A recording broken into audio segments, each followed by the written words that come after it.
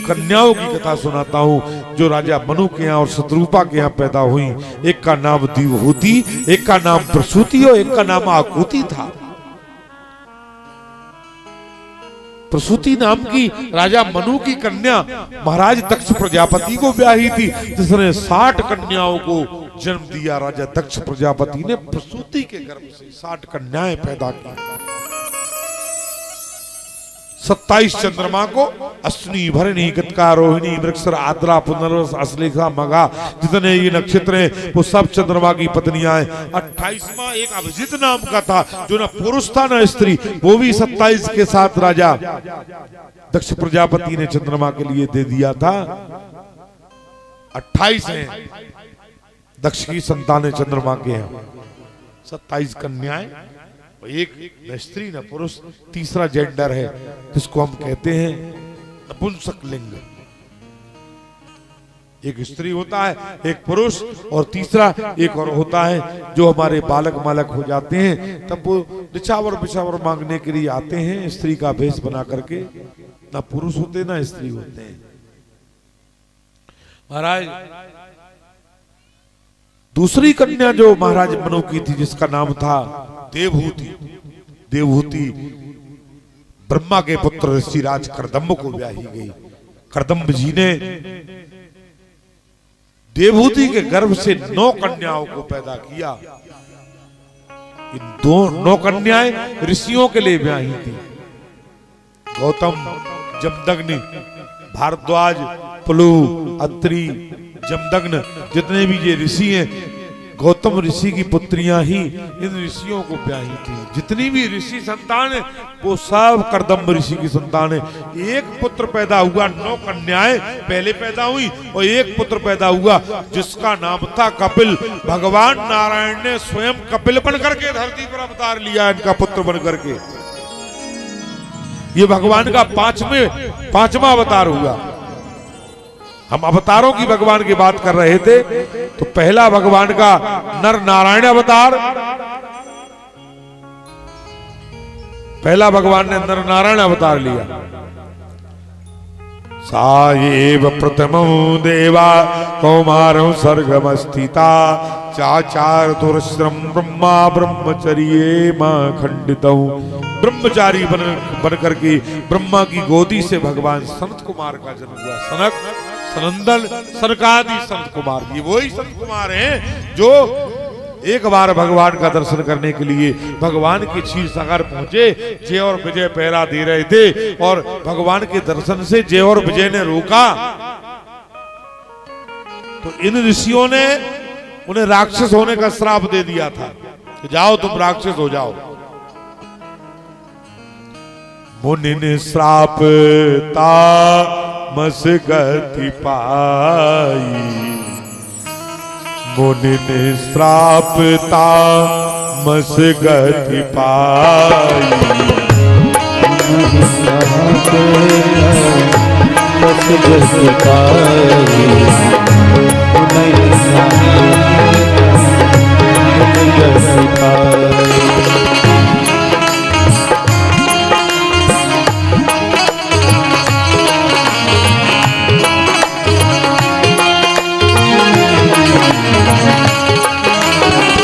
जन्मे यह भूमंडल माही, जन्मे यह भूमंडल नाही। जय और विजय जान सबको, जय और विजय जान सबको। हरि के द्वार फल पिय दो, हरि के द्वार फल पिय दो। श्री राम जय राम जय जय राम, श्री राम जय राम जय जय राम। जय और विजय भगवान के दोनों द्वारपाल थे। मुनियों के श्राप के कारण ये दोनों हिरण्याक्ष हिरण्यकशिपु के नाम से धरती पर पैदा हुए।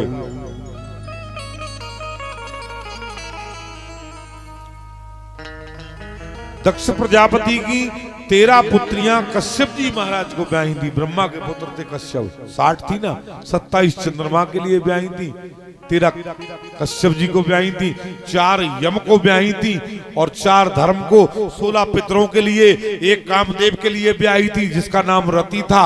और सबसे छोटी सती थी दक्ष की कन्या, जो राजा दक्ष की कन्या सती भगवान शंकर को ब्याही। सती की पूरी कथा भागवत में आई। सती का अनादर किस प्रकार से दक्ष ने किया, जिस प्रकार से अनादर किया। एक धर्म सभा में शंकर भगवान ने दक्ष को प्रणाम नहीं किया था, उसका बदला दक्ष ने लिया सती से और अपने दामाद से। एक यज्ञ किया, उस यज्ञ में न्योता नहीं दिया। दक्ष प्रजापति के लिए शिव नहीं कीन प्रणाम, क्रोधित होता दक्ष ने दीना श्रापई ठान। एक यज्ञ किया, उस यज्ञ में सबको न्योता दिया, लेकिन सती को और अपने दामाद शंकर को न्योता नहीं दिया। देवता दक्ष के यज्ञ में अपने अपने विमानों में बैठ करके जा रहे थे, अपनी अपनी पत्नियों को लेकर के जा रहे थे। जब सती ने आकाश में विमानों को उड़ते हुए देखा तो अपने पति से पूछा, शंकर जी से कहा, महाराज देवता अपनी पत्नियों को आकाशों में बैठाल करके विमानों से जा रहे हैं, कहां जा रहे हैं? शंकर भगवान बोले देवी तुम्हारे पिता के यहाँ कनखल में एक यज्ञ हो रहा है। सती ने कहा, महाराज हमारे पिताजी के यहाँ यज्ञ हो रहा है तो हम लोग उस यज्ञ में नहीं जाएंगे। भगवान बोले नहीं। क्यों? भगवान बोले, आवत ही ये होल से नहीं, जावत प्रीत न होए,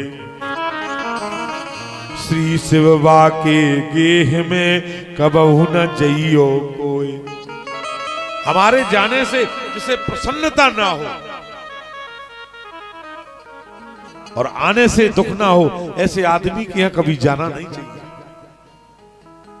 वो ऐसी जगह जाना चाहिए जहां हमारे जाने से आदमी को प्रसन्नता हो जाए।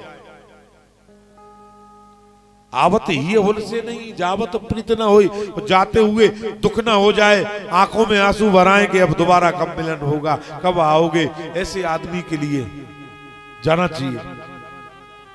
शीश बाबा के गेह में कबहू न जाइए कोई, आवत ही आदर मिले, जाते दीना रोए, और तुलसी ऐसे मित्र के भूखे रहना सोए। आदर मिले, प्रेम मिले और आंखों में आंसू प्रेम के भराएं, तो ऐसे मित्र के यहाँ भूखा भी सोता रहे तो कभी ये नहीं कहना चाहिए कि हम भूखे रहे। हमेशा सुखदेव जी कहते हैं कि हे राजा परीक्षित, आवत ही होल से नहीं, जावत प्रीत न होए, श्री शिव बा के गेह में कबहू न जइयो कोई। उसके गेह में कभी नहीं जाना चाहिए। लेकिन सती ने कहा, महाराज मेरे पिता ने यज्ञ कराया, मैं तो जरूर जाऊंगी, मैं तो अवश्य जाऊंगी। कहा, देवी आपका मन है तो मैं तो नहीं कहूंगा कि आप जाओ, लेकिन आपकी मर्जी है, अब ये आप जाना चाहती हैं तो जा सकते हैं। ऐसा थोड़ी है कि शंकर जैसे व्यक्ति जबरदस्ती पत्नी को रोके बलपूर्वक, नहीं तुम्हें कैसे जाओगी हम तो नहीं जानते, ऐसे थोड़ी है भगवान। फिर भगवान में और दुष्ट में अंतर क्या है? धर्मात्मा कौन है? ठीक है जा रही हो तो जाओ, लेकिन हमारी इच्छा तो नहीं है। महापुरुष तो इशारा ही करते हैं, इशारे में कोई समझ जाए तो ठीक है, वरना दुष्ट तो लठ चला देते, डंडा चला देते कि नहीं कैसे जाओगी, पांव तोड़ देंगे, नहीं जाने देंगे। भगवान ने कहा, मेरी तो इच्छा नहीं है कि आप जाओ, लेकिन फिर भी आप का मन है, जाना चाहते हो जाओ। नंदी से कहा, जाओ माँ को कुशलता से छोड़ के आओ। 2-4 संगी साथी कर दिए, नंदी भृंगियों के लिए भूतों को कर दिया। कुशलता से नंदी उस सभा में दक्ष प्रजापति की पहुंचे, जहां माता आकाश मार्ग से आई और उतरे नंदी। सभा में, यज्ञशाला में सभी देवताओं का आसन।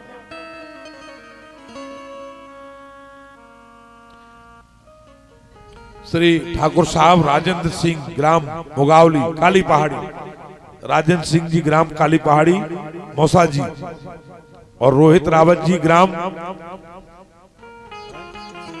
जतरथी सुरेंद्र सिंह जी के भांजे कथा में आए हैं, उनका ताली बजा करके हम लोग स्वागत करेंगे। धन्यवाद, बहुत बहुत साधुवाद, आशीर्वाद उनके लिए। भागवत जी सदा कृपा बनाए रखे उन पर, सदा ही स्नेह भगवान की कृपा उन पर बरसती रहे।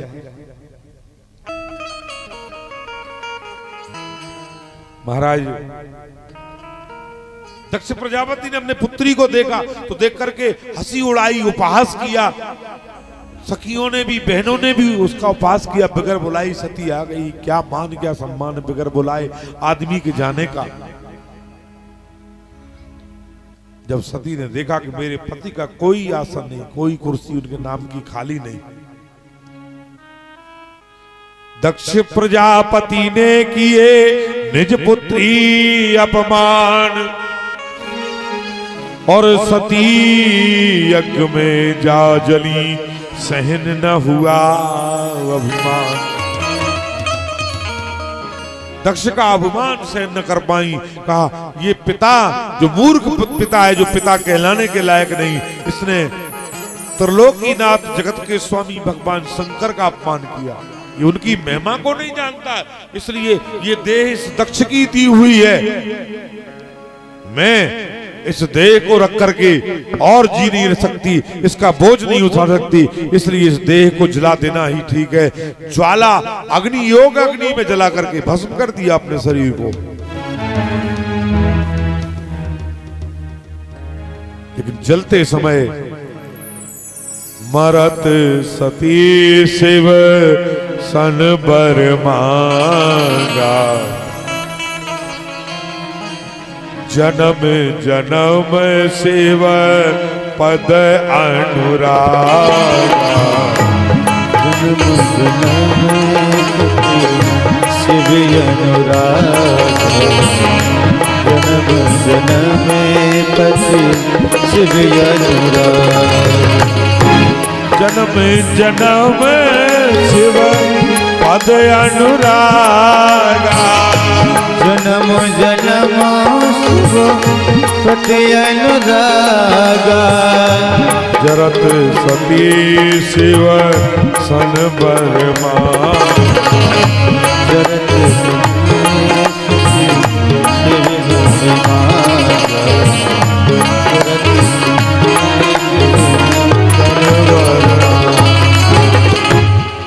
मरते समय सती ने वरदान मांगा कि हे प्रभु, मेरा तो इसमें कोई दोष नहीं।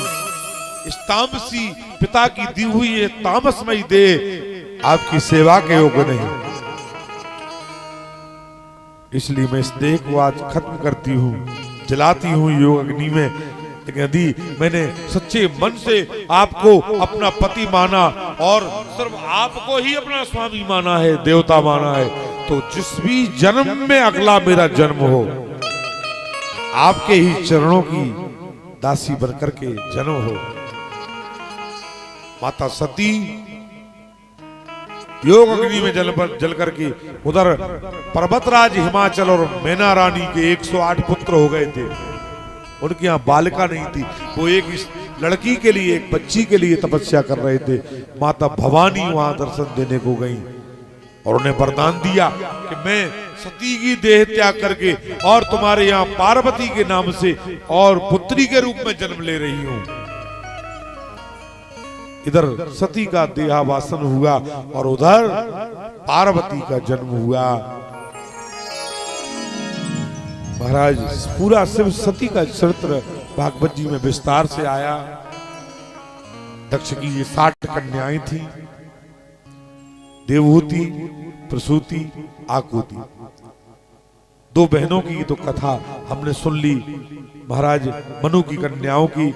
अब तीसरी रह गई आकुति। आकुति रुचि नाम के प्रजापति को ब्याही थी, जिससे भगवान ने स्वयं नाम का अवतार लिया 7वें नंबर का। जो भगवान का 24 अवतारों में 7वें नंबर का अवतार है, स्वयं अवतार भगवान ने लिया।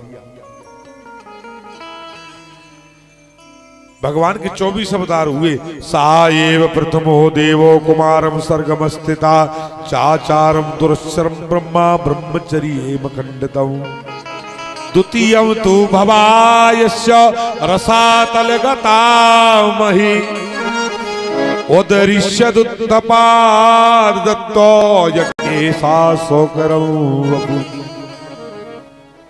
दो द्वारपाल जब भगवान के जय और विजय थे, चर्चा कर रहे थे, और जब दिति के गर्भ में कश्यप की 13 पत्नियां हैं, दक्ष की 13 कन्याएं कश्यप को ब्याही थी। उनमें से बड़ी का नाम आदिति, छोटी का नाम दिति था। 12 की संतान हो चुकी थी, 13वीं की नहीं थी, सबसे छोटी रानी को नहीं थी।